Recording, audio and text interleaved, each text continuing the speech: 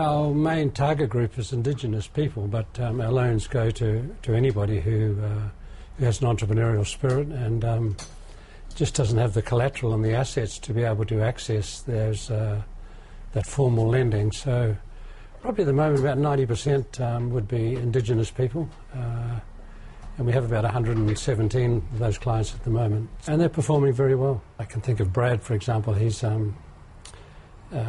has a pet shop, and so there's a demand for pets in the area where he is, so he just needs capital to be able to put the shop together and present it well and do some marketing, and he's doing very well. We've got Marty, who's also he's into landscape gardening and gardening maintenance. We've got a whole range of people, mainly men. Some of them are tradesmen, set up carpentry businesses so that they can get established. And the great thing is that most of these small businesses then go out and employ one or two other indigenous people from the community. So the knock-on effect is it's not just the loan, it's the employment that we create in the communities. How many branches do you have in Australia, and what sort of growth strategy do you have? Well, we have 10 offices at the moment around Australia. New South Wales, Western Australia would be the main areas, but most of them, of course, are in remote areas where most of indigenous people that need access to this type of credit are. So we plan to be all over the nation within the next 5 years. How are you supported financially? Who are some of your key partners?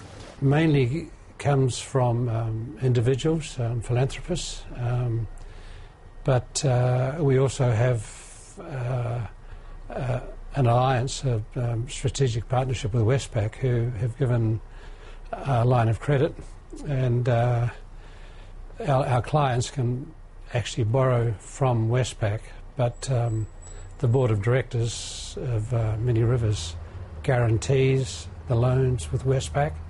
So it's our staff at Many Rivers have the function of approving the loans, helping the entrepreneur, supporting the entrepreneur to get the business running.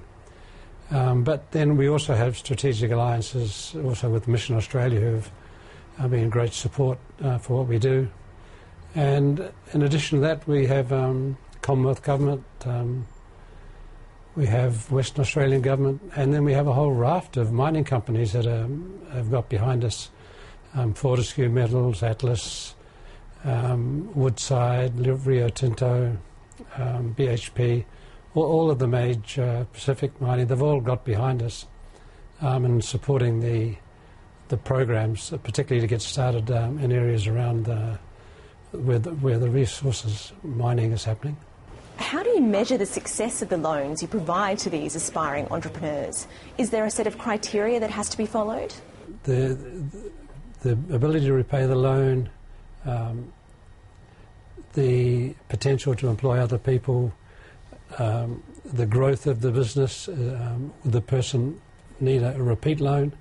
It's important for us that people want to expand the business and add more employment. So we're looking for people who want to repay it and come back, ask for a bigger amount, and continue to expand the program. So it's a typical KPIs that you would get in any business venture. What are some of the challenges you face to date? I'd imagine it could be difficult to find the right personnel. The main challenges that we have really are location and personnel. Most of the programs and offices that we set up, as I said, are in remote areas. So just finding the location is a huge challenge, and then the whole process takes a long time. We sit down for months and just dialogue with the local Indigenous communities, have conversations with them, work out the most effective way of partnering with them and being able to sow into those communities. So it's a long and expensive process.